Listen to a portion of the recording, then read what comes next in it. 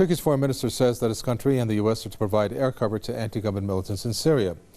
Mevlut Cavusoglu told Turkish media that Ankara and Washington have agreed in principle on the matter.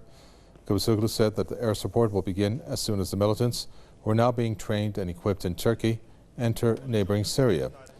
Turkey and the U.S. agreed in February to train and arm militants fighting to topple the government of Syrian President Bashar Al-Assad. The U.S. has invested $500 million into a program to train 5,000 militants a year for 3 years. Turkey, Saudi Arabia, and Qatar host the training camps. This is while they are widely believed to have been training and arming the militants since the conflict began in 2011. Middle East expert James Petras joins us from New York to tell us what he thinks about this. James Petras, correct me if I'm wrong, but if this is going to happen, at this point in principle they've agreed to it, but if it was to turn into action, doesn't this mean that there's going to be a war on Syria? There's no question. This is a very ominous development.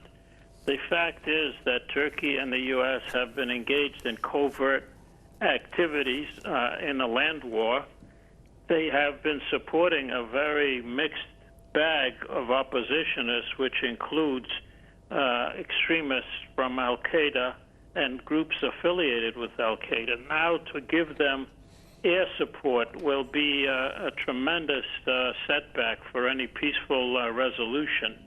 Essentially, what they will be doing objectively, whether they are aware of it or it's a conscious policy, is helping ISIS and the jihadists to advance on Damascus. And essentially, the U.S. is pursuing a double policy here, supposedly fighting ISIS in Iraq while bombing the major opposition of ISIS in Syria, which is essentially the Bashar Asad government. So Washington is playing a very opportunistic game, which will have enormous consequences because U.S. bombing in support of what they call their allies will not benefit their allies, which are weak and defecting to ISIS by droves. It will effectively strengthen ISIS' attack on Damascus and will extend their sway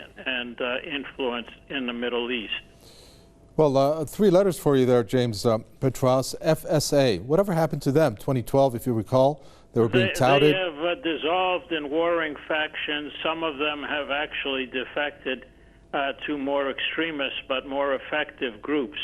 It's very hard for an opposition to be so dependent on the U.S. and NATO. This discredits them and weakens them. We see in Iraq, for example, what happens when the Iraqi army, which is financed and directed by the U.S., is totally demoralized, and even where they have great numerical and material advantages, they fade out of the picture because they're not motivated.